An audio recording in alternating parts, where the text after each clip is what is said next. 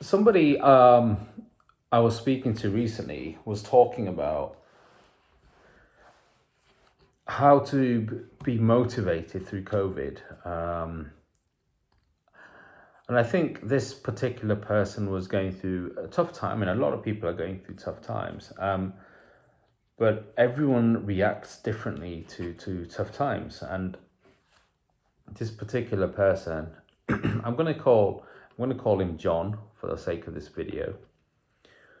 John and I were having a chat face to face. I recently went up to my hometown and I met John, and we were having a chat, and it was clear from the way he looked, the way he was speaking, and even the way he was having a drink, that he's not in a good place. And when he saw me, he saw that I put on a bit of weight. I was laughing, joking, and full of life. Mainly because I was just happy to see everyone in my family up north, where I'm from, because I hadn't seen them for so long, and I was happy to see him, and I was just really excited to be out the house and meet people and so forth, and see my nephews and nieces, who are beacons of light. And we were talking, and he asked me, how to stay motivated and happy. And it really made me think. It's a long journey where I went. I mean, it's 5 hours in the car, and as I was coming back, I was thinking about this a lot. But I think we all have questions that need answering, and sometimes we find the answers in a book, we find the answers through a friend, sometimes we don't find the answers, and sometimes we find the answers ourselves through an internal journey of not innovation, not quest, but realization. But really, to be asking a question in itself is a cry. When we are asking a question to ourselves, from ourselves, the answer is also within ourselves. And that might sound really pretentious, but what I mean by that is, it can be described as this. So if you walk into a room and the room is dark, and then you switch the light on, then all of a sudden there is no darkness. The only darkness is where the light can't hit, so we call it a shadow. But the light, the photons and beams that are coming out of the light, or wherever that light may be, cannot see that darkness.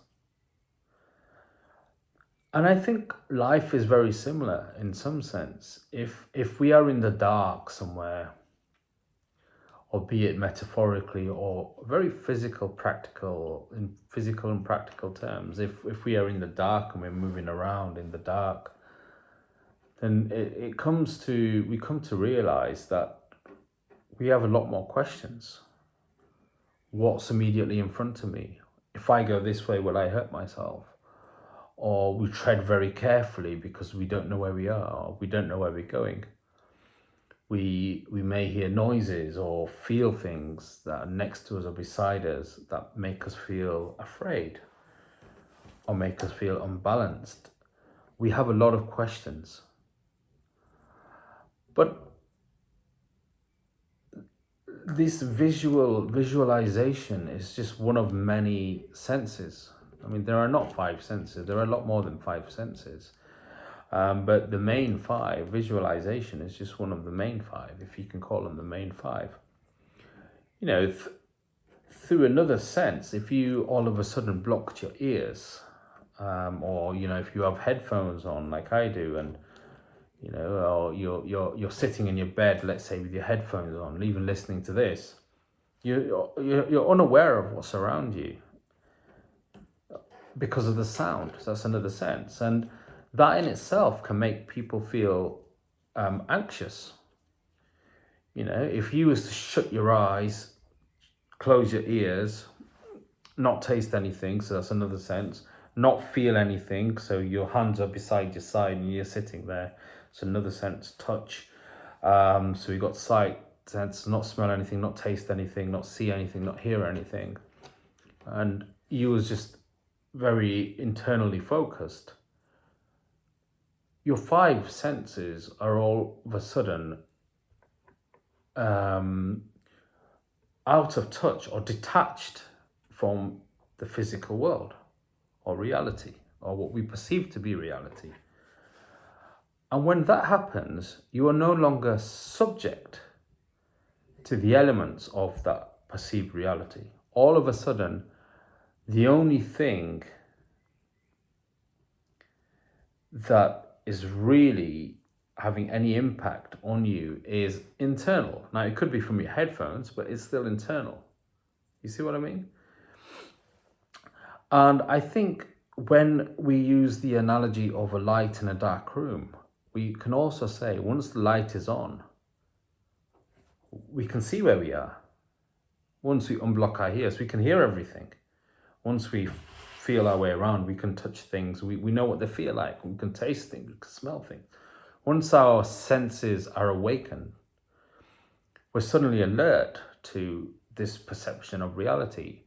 And one way to feel that self-motivation and belief in yourself, and you can even call it happiness, is to walk in the light. And that light is not a physical light or a beam of photons. We've used that example metaphorically, albeit a practical example. Is when you are in the dark, you ask questions. But when we are in the light, we seem to have a lot or find a lot of the answers. So face the light. Stop facing the dark. Instead, just turn around and face the light. If you face the light, all of a sudden, it's clear. And the more you focus on the light, the more you are in tune with the light, the more answers you find.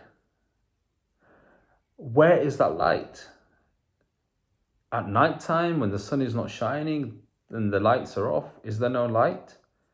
Of course there is.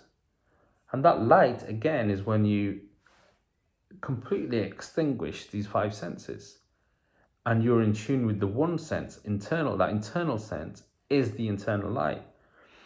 So I think the answers are all internal. I mean, if we're talking about, what is the capital of a certain country, of course it's going to be an external answer. You can't find the capital of, Australia just by thinking about it. You have to read it. But these things we read, these are all man-made things. I'll give you an example. I mean, Richard Feynman, which is he was a great scientist, physicist.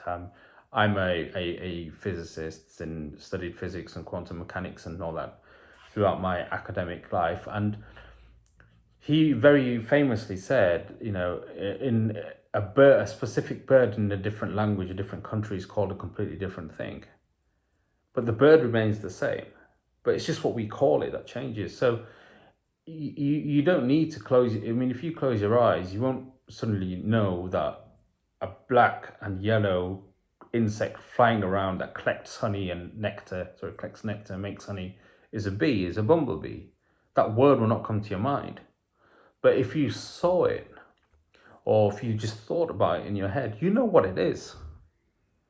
Without the words, you don't need the words to associate it. You don't need man-made concepts to associate internal thoughts and internal processes. So to keep yourself going, you don't need these external forces. All the forces are within, and you just got to find that light, and that can be done in many ways. And the way I do it is by focusing on within and really closing my eyes and finding that silence and that stillness in my mind, in my body. And this doesn't mean that you cannot network with people, you cannot talk with people, you cannot be with people, because these things can all be accomplished while you are in the presence of reality as we perceive it. these things can still happen. You can still talk to somebody and still be silent in your mind. That will come, it came to me very late in life. It might come to you, it might not come to you, it might be complete gibberish to you. But you slowly start to realize that, we are responsible for our own internal development, and that happiness can be found internally. And I think it's very important to really focus and home in on that.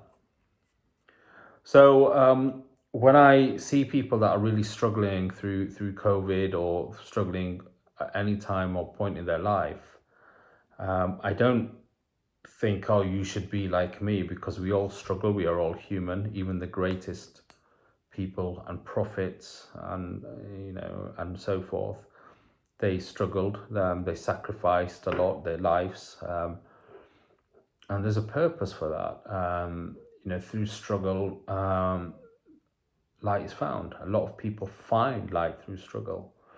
So if you are going through, a bad time, or you're really depressed, try and use that as a lesson for yourself, how to find that light. And what I mean by that last bit is, a lot can be learned about life through death itself. I've gone to many funerals, including through COVID, or know of many people that have passed away. And every time I hear that, or know somebody who's passed away, it teaches me about life. Death is the greatest teacher of life. And I truthfully believe that sadness, or that depression, or that anxiety that you might be feeling, or you might know someone that is going through, can be channeled in a way, and enable you to look internally and turn away from the darkness you are feeling, and just turn yourself around and face the light within. Because the darkness is within, and the light is also within. You're just looking in the wrong direction. I just wanted to share them thoughts with you. And I hope it makes a difference for somebody, as it did me.